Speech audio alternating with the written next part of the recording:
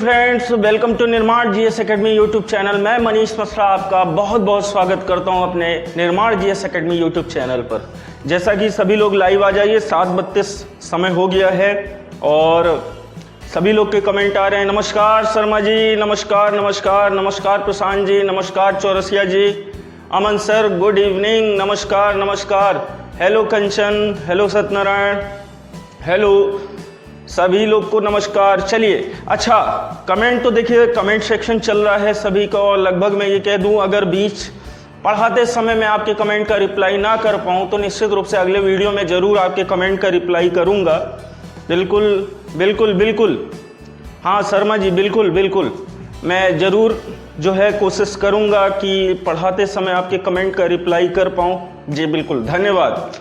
आप सभी लोग का स्वागत करता हूं। जैसा कि पिछले वीडियो में मैंने केवल 10 मिनट का वो वीडियो दिया था और उस 10 मिनट के वीडियो में मैंने वैदिक सभ्यता की कुछ कहानियों के बारे में चर्चा की थी। उन कहानियों में मैंने बताया था कि जो अलग अलग तरीके से जो हमारे क्या कहते हैं इतिहासकार हैं, विद्वान हैं, जो वैदिक सभ्यता में आर्यों के बारे में पुष्टि करते हैं कि लगभग ये यहाँ से आए थे और इनका कार्यकाल ये रहा है। तो दोस्तों इस तरीके से जो है, जी जी जी बिल्कुल बिल्कुल, इस तरीके से वैदिक सभ्यता के बारे में हम चर्चा करेंगे। आज मैं बृहद रूप से आपको वैदिक सभ्यता के बारे में बताऊंगा और उनके सामाजिक जीवन और संपूर्ण, हालांकि सामाजिक जीवन में ही इतना समय लगेगा हमें जानने के लिए क्योंकि हम देखिए उन्हीं की संतान है। मैं आपको बताऊं कि जैसे हम एक सामान्य जीवन की बात करते हैं, जैसे कई लोग हैं, हमारे शर्मा जी की शादी तो हो ही चुकी है। शादी के समय में जैसे हम गुड़ मिलान करते हैं तो गुड़ मिलान के दौरान क्या चीजें देखी जाती है, तो देखिए गुड़ वगैरह क्यों मिलाए जाते हैं। हम देखें तो वैदिक सभ्यता के लोगों ने ये पहले ही नियम बनाया था। कहते हैं कि 18 गुण से ऊपर मिले तो विवाह होगा और 27 गुण मिल जाएं तो 27 गुण में अत्यंत शुभ माना जाता है। 36 के 36 गुण मिल जाए तो शादी नहीं हो सकती। क्यों नहीं हो सकते, उसका भी कारण है। तो दोस्तों ये गुण मिलाने का कोई ऐसा रिवाज नहीं था। एक्चुअल में वैदिक सभ्यता के लोग इतने ज्ञानवान थे और उनको इन चीजों का इतना नॉलेज था, अगर हम उसे साइंटिफिक तरीके से लेके चलें तो कहते हैं कि जो लड़का है और जो लड़की है, अगर इनका ब्लड ग्रुप सेम है, जैसे एक गोत्र में शादी नहीं होती, जब भी विचार करवाया जाता है एक गोत्र में विवाह नहीं होता, तो क्यों नहीं होता? क्योंकि एक गोत्र मतलब ब्लड ग्रुप एक। हालांकि साइंटिफिक तरीकों में अगर हम देखें तो थोड़ा बहुत हेर फेर चलता है।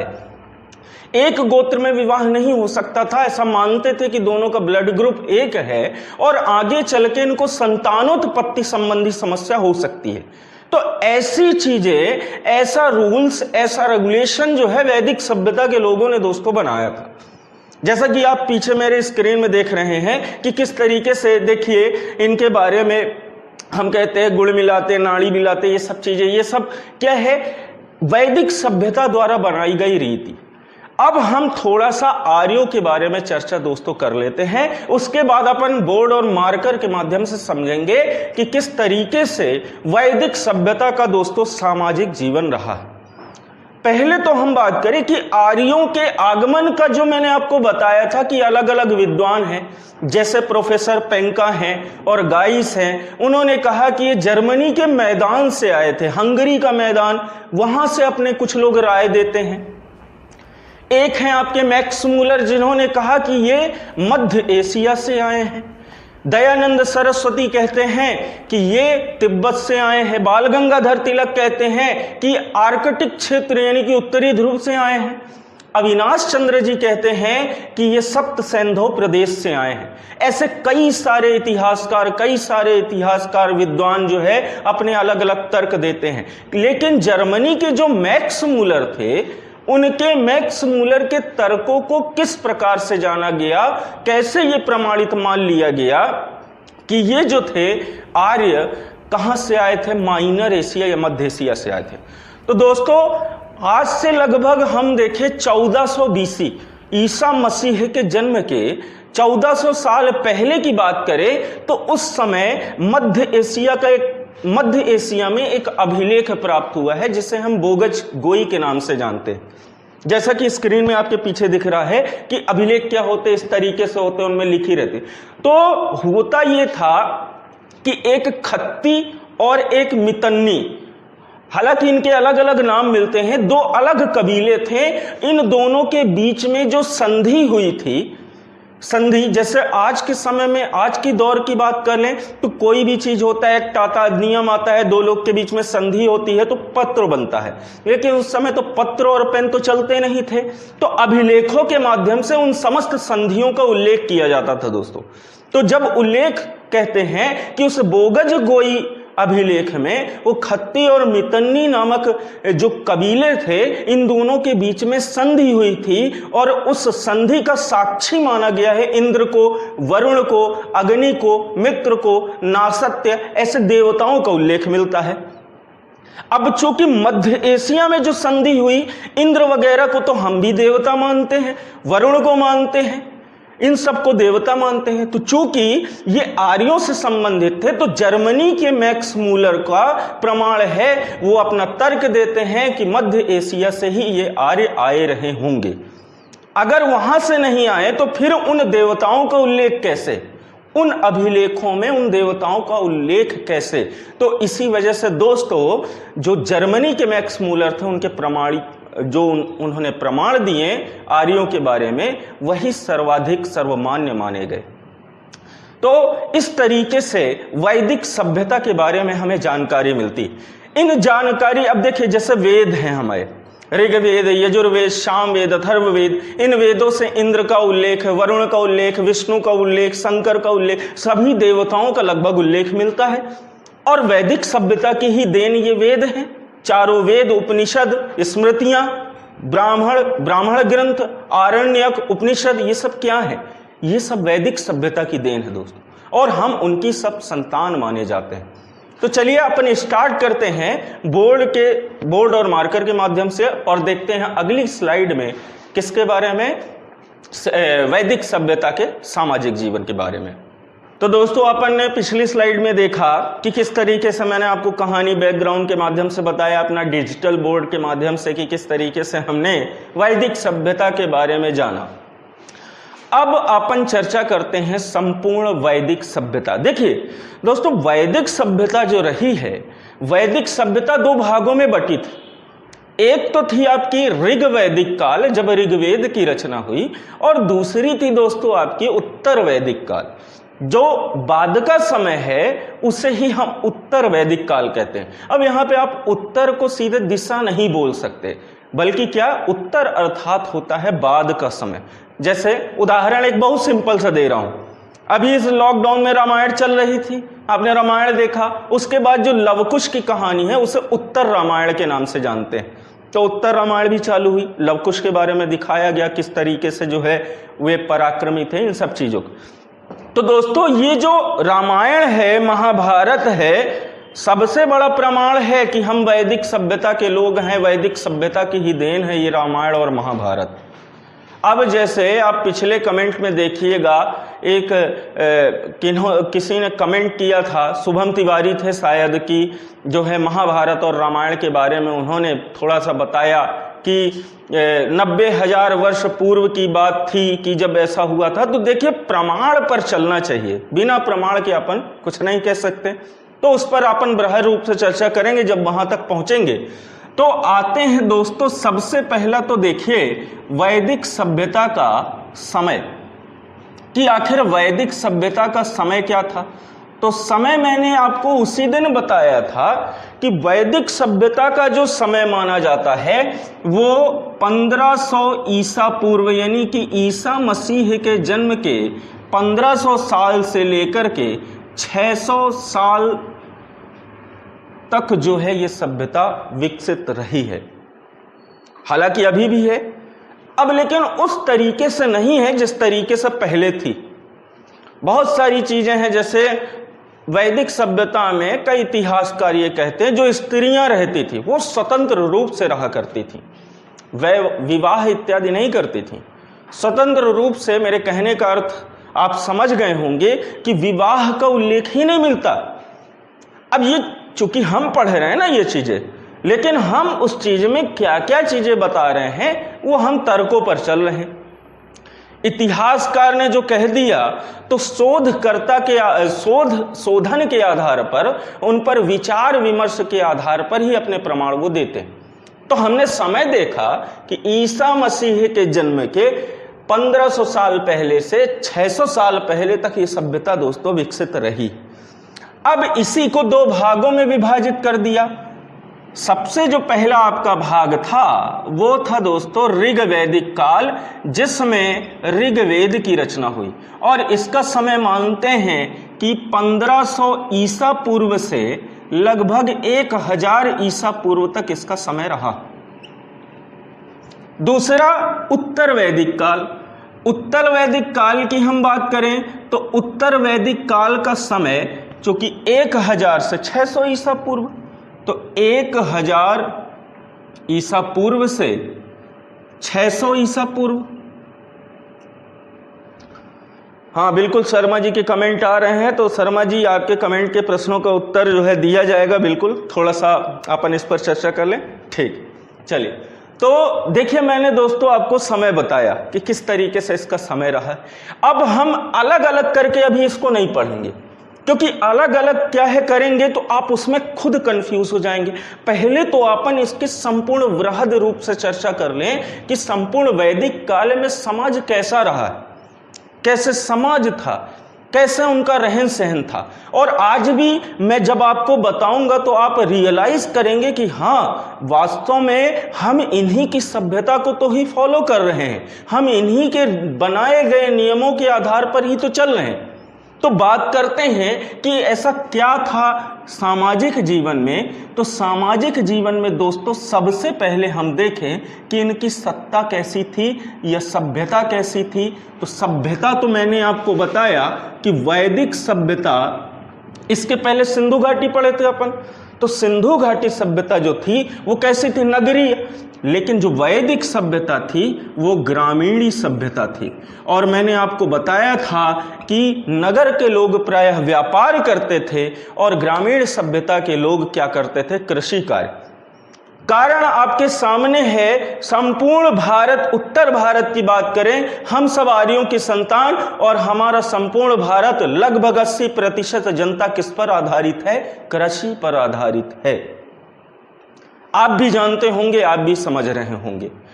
तो सभ्यता कैसी थी, ग्रामीणी, जिनका प्रमुख कार्य होता था कृषि कार्य करना और अपने पशुओं की रक्षा करना। प्रायः जो वैदिक सभ्यता में युद्ध हुए हैं दोस्तों, वो पशुओं की चोरी को लेकर के ही हुए हैं। जो बड़े बड़े युद्ध हुए हैं वो पशुओं की चोरी को लेकर के हुए। जैसे रामायण महाभारत में भी घोड़ा चुराने पर ही तो युद्ध हो जाता था। बाकी चीजें तो हम देख रहे हैं कि रावण ने सीता का हरण किया, राम जी युद्ध किए, वो अलग। अश्वमेध यज्ञ, जो बड़े बड़े यज्ञ अनुष्ठान हुआ करते थे, तो उसमें क्या है, पशुओं की चोरी पर, पशुओं को बांध लेने पर, यही तो युद्ध हुआ करते थे। इसके बाद आते हैं सत्ता। तो हमने जो सिंधु घाटी सभ्यता की सत्ता देखी थी, इंपावर, समाज में, परिवार में किसकी पकड़ ज्यादा थी, किसका ज्यादा प्रावधान था, किसकी ज्यादा चलती थी। तो ये कैसी सत्ता थी दोस्तों, पितृ सत्तात्मक। जबकि जो सिंधु घाटी सभ्यता थी वो मात्र सत्तात्मक मैंने आपको बताई थी। और मात्र सत्तात्मक के बारे में एक तर्क दिया था कि मॉर्गन एक व्यक्ति थे जिन्होंने प्रमाणित किया है कि जो आदि सत्ता थी, आदि सत्ता का अर्थ पुरानी सत्ता, जब मानव की उत्पत्ति हुई तो वो मात्र सत्तात्मक रही, क्योंकि बच्चे अपनी माता के पास रहा करते थे। बाद में माताओं ने अपने बच्चे के पिता को रोकना चालू कर दिया, अपने पास रुकने को कहा, तभी से क्या हुआ, परिवार का कॉन्सेप्ट आया होगा, ऐसा मानते हैं इतिहासकार। और ये जो सभ्यता रही है ये पितृ सत्तात्मक थी। प्रमाण हम सभी हैं, क्योंकि हमारी सभ्यता भी कैसी है, पितृ सत्तात्मक, हम इनकी संतान हैं। हम कोई भी डिसीजन ले लें, फाइनली डिसीजन कौन लेता है, हमारा पिता लेता है। और याद रखिए कि जब तक कोई भी व्यक्ति जब तक उसका पिता जिंदा है तब तक उसके ऊपर ऐसी कृपा बनी रहती है। आप खुद ये चीज रियलाइज करेंगे कि कोई भी कार्य करेंगे और कोई भी कार्य आप कर रहे हैं तो यदि आपके पिताजी हैं तो आपको बाकी की चीजों की टेंशन नहीं है कि नहीं अभी मेरे पिताजी हैं, संभाल ले जाएंगे। ऐसा आप खुद रियलाइज करिएगा। तो वही ईश्वर कौन है? हमारे माता ही पिता है, माता पिता यही ईश्वर है। तो दोस्तों ये सभ्यता कैसी रही? पितृसत्तात्मक, फाइनल डिसीजन पिता का ही होता था। अब तो घर घर में देखा है कि माता की ज्यादा चलती है, लेकिन प्रधान तो पिता ही होता है ना। चलिए अब बात करते हैं सत्ता के पश्चात परिवार। दोस्तों ये बहुत बढ़िया लॉजिक है। आप देखेंगे कि परिवार की अगर हम बात करें तो आप परिवार कैसे, जो शहरों की बात हटा दीजिए, गांव में आप जब भी जाते हैं तो गांव में आपको क्यों अच्छा लगता है? पहला कारण और सबसे मुख्य कारण वही है। क्यों अच्छा लगता है? क्योंकि जब आप गांव जाते हैं तो गांव में आपको चाचा, चाची, ताऊ, ताई, दादी, बब्बा सभी लोग लगभग मिल जाते हैं। गांव के लगभग आसपास के लोग क्या है, पूरे परिवार के रहते हैं। तो मैंने आपको सिंधु घाटी में बताया था कि वो एकल या नाभिकीय परिवार था, लेकिन यहाँ पे कैसे परिवार पाए जाते थे दोस्तों? संयुक्त परिवार पाए जाते थे। संयुक्त परिवार से तात्पर्य ये है कि लगभग सभी लोग क्या करते थे, एक साथ रहते थे। तो ये कॉन्सेप्ट आज भी हम फॉलो कर रहे हैं। अब जो लोग अपने गांव से बाहर की ओर निकलें और कमाने खाने के लिए निकलें तो उनका परिवार सीमित रह गया। यानी कैसा रह गया? नाभिकीय परिवार रह गया, जिसमें माता पिता और उनके बच्चे। यदि आप शहर में रहते हैं तो आपने देखा होगा कि आपके माता पिता हैं, लेकिन आप गांव में हैं तो गांव में आप देखेंगे कि लगभग आस पड़ोस के लोग भी हमारे परिवार के लोग हैं और सब एक दूसरे से किसी न किसी रिलेशन में जुड़े हुए। तो दोस्तों इस तरीके से इनका क्या था? परिवार था। अब परिवार के बाद अब हम संपूर्ण समाज को समझने के लिए सबसे मुख्य टॉपिक पर आते हैं कि विवाह। लेकिन उस विवाह के पहले का भी महत्वपूर्ण टॉपिक है, वो है हमारा, देखा जाए तो कौन सा? आश्रम व्यवस्था। तो दोस्तों आश्रम व्यवस्था की हम बात करें तो वैदिक सभ्यता में जो है मानव के आश्रम व्यवस्था का प्रावधान किया गया था। यानी कि हम मानव हैं, हमारे संपूर्ण जीवन की जो आयु मानी गई, वैदिक सभ्यता के लोगों ने कहा कि संपूर्ण मानव की आयु जो होती है वो 100 वर्ष की होती है। ये जो 100 वर्ष की आयु है, इन 100 वर्ष को अलग अलग कालखंडों में 4 आश्रमों में विभाजित कर दिया गया, जिसमें से आप जानते हैं और बचपन में भी पढ़ते आ रहे हैं कि सबसे पहला आश्रम जो था वो था आपका ब्रह्मचर्य। ब्रह्मचर्य का अर्थ ये नहीं कि ब्रह्मचारी बने रहें, हालांकि ब्रह्मचारी भी हो सकता है। पहले ब्रह्मचर्य का तात्पर्य होता था, क्या होता था अभी चर्चा करते, पहले पूरे आश्रम देख ले। ये माना जाता था दोस्तों जन्म से लेकर के 25 वर्ष तक ब्रह्मचर्य का पालन करना। दूसरा जो होता था वो होता था आपका गृहस्थ आश्रम। गृहस्थ आश्रम, अब गृहस्थ आश्रम की अपन बात करें तो 26 वर्ष से लेकर के ये लगभग 50 वर्ष का जो समय हुआ करता था वो आपका कौन सा था? गृहस्थ आश्रम। सबसे अच्छा आश्रम वैदिक सभ्यता के लोगों ने माना है, आर्यों ने माना है कि वह कौन सा था? तो वो गृहस्थ आश्रम था। मैं आपको एक एक चीजों से रियलाइज कराऊंगा, एक एक चीजों से बताऊंगा कि कैसे ये गृहस्थ आश्रम हमारे लिए सबसे महत्वपूर्ण था। उसके बाद दोस्तों हम तीसरे आश्रम की बात करें तो जो हमारा तीसरा आश्रम रहा है वो था वानप्रस्थ। वानप्रस्थ अर्थात वन की ओर प्रस्थान कर जाना, जिसकी आयु निर्धारण की गई थी 51 वर्ष से 75 वर्ष तक। 75 वर्ष। इसके पश्चात हम चौथा जो महत्वपूर्ण आश्रम रहा है वो था दोस्तों संन्यास आश्रम। संन्यास आश्रम।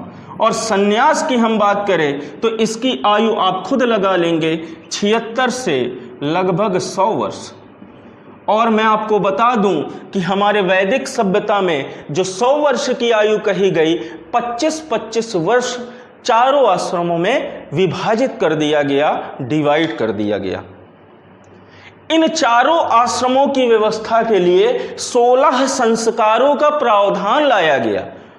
चूंकि हमारे यहाँ भी जीवन में हम अपने संपूर्ण जीवन में लगभग 16 संस्कारों से क्या होते हैं, 16 संस्कारों से पूरी तरह से देखा जाए ओतप्रोत रहते हैं। और 16 संस्कार वो हमारे जीवन के सबसे मुख्य संस्कार माने जाते हैं, जिनमें से कुछ आश्रमों कुछ संस्कारों के बारे में मैं आपको आज बताऊंगा भी। सबसे पहले हम बात करते हैं ब्रह्मचर्य आश्रम की। जैसे ही मानव का जन्म हुआ करता था तो मानव के जन्म के बाद जब वो थोड़ा बड़ा होता था तो क्या करते थे कि उस बच्चे को शिक्षा ग्रहण करने हेतु ऋषियों और मुनियों के आश्रम में भेज दिया जाता था। वह ऋषि मुनि के आश्रम में जाके 25 वर्षों तक वो शिक्षा ग्रहण किया करता था। इसीलिए ऐसे आश्रम को ब्रह्मचर्य आश्रम कहा गया। इसे हम दैनिक जीवन से जोड़े तो हम भी जब स्कूल में KG1 से एडमिशन लेकर के 12वीं पढ़ने के पश्चात ग्रेजुएशन करने तक हमारी जो लगभग आयु है वो कितनी हो जाती थी, 25 वर्ष। आप भी ये चीजें रियलाइज करिएगा कि अभी आप कितनी एज के हैं, कितनी उम्र के हैं और आपका अचीवमेंट क्या है, क्योंकि ज्ञान तो आपने इस आश्रम के दौरान प्राप्त कर लिया। और देखिए अब कई ऐसे हैं कि कोरोना की वजह से जिनका विवाह रुक गया, शादी नहीं हो पाई। कई होंगे आपके जान पहचान में, चूंकि मैं भी उस जान पहचान, मैं भी उसी कोरोना का मारा हुआ हूं, है, मेरा विवाह भी रुका है, तो मैं दूसरों को क्या बोलूं। तो यही बात करते हैं कि पहले तो बचपन में ही शादी कर देते थे, लेकिन आज के समय में एक एवरेज आयु अपन कहें, एवरेज बात अगर करें तो वो क्या है आपका कि 25 वर्ष में लगभग सबका विवाह हो जाता है। और 25 वर्ष से गृहस्थ आश्रम चालू होता है, व्यक्ति घर गृहस्थी में फंस जाता है। और इससे सबसे महत्वपूर्ण और सबसे अच्छा आश्रम इसलिए माना गया है कि जीवन के जितने उत्तरदायित्व हैं उन समस्त उत्तरदायित्व को पूरा करने का जो काम है वो इस गृहस्थ आश्रम में है। वो कौन से उत्तरदायित्व हैं जिन्हें हमें पूरा करना है, उनके बारे में मैं थोड़ा सा बताता हूं कि गृहस्थ जीवन के दौरान जीवन के वैदिक सभ्यता के लोगों ने मानव जीवन के 5 प्रकार के ऋण बताए हैं कि प्रत्येक मानव के जीवन में 5 प्रकार के ऋण हैं, जिसमें से सबसे पहला ऋण माना जाता है भूत ऋण। भूत ऋण के पश्चात दूसरा जो होता है आपका वो होता है देव ऋण। देव के अलावा तीसरा होता है पितृ ऋण और चौथा होता है आपका अतिथि ऋण और अतिथि के अलावा 5वां ऋण होता है ऋषि ऋण। अब कैसे ये ऋण, अब पहले ऋण की बात करें तो भूत ऋण। दोस्तों भूत का तात्पर्य भूत प्रेत से नहीं बल्कि आत्मा के ऋण से है। वह चूंकि रामचरितमानस में भी लिखा है कि बड़े भाग मानुष तन पावा, सुर दुर्लभ सब ग्रंथा ही गावा, कि बड़े भाग्य से ये मानव का शरीर मिलता है और इस मानव शरीर की जो है देवता ग्रंथ इत्यादि गान करते हैं। बहुत ही इसकी जो है देखा जाए तो तारीफ करते, प्रशंसा करते हैं। तो ये कहा गया कि ये जो मानव शरीर है वो कब तक जीवित है, जब तक शरीर के अंदर वो छोटी सी आत्मा है।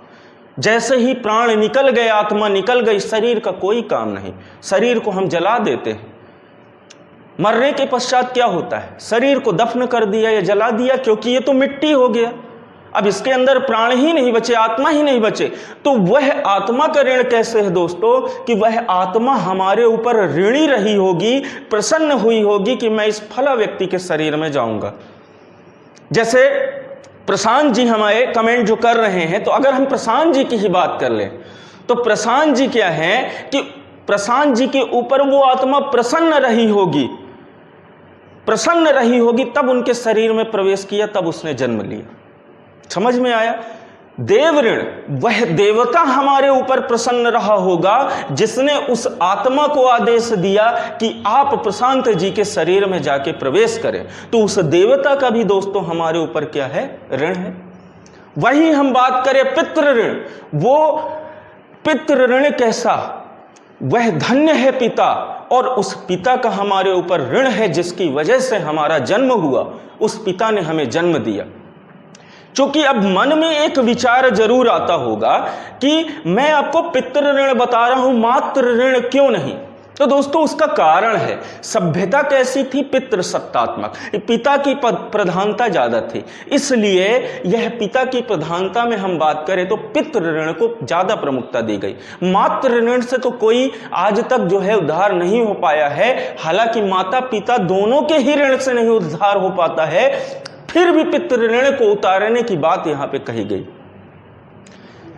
अतिथि ऋण, अब यहां पे अतिथि का बिल्कुल ये तात्पर्य नहीं कि जो घर में आपके मेहमान आ रहे हैं, नमकीन बिस्किट खा रहे हैं, वो आपके अतिथि नहीं।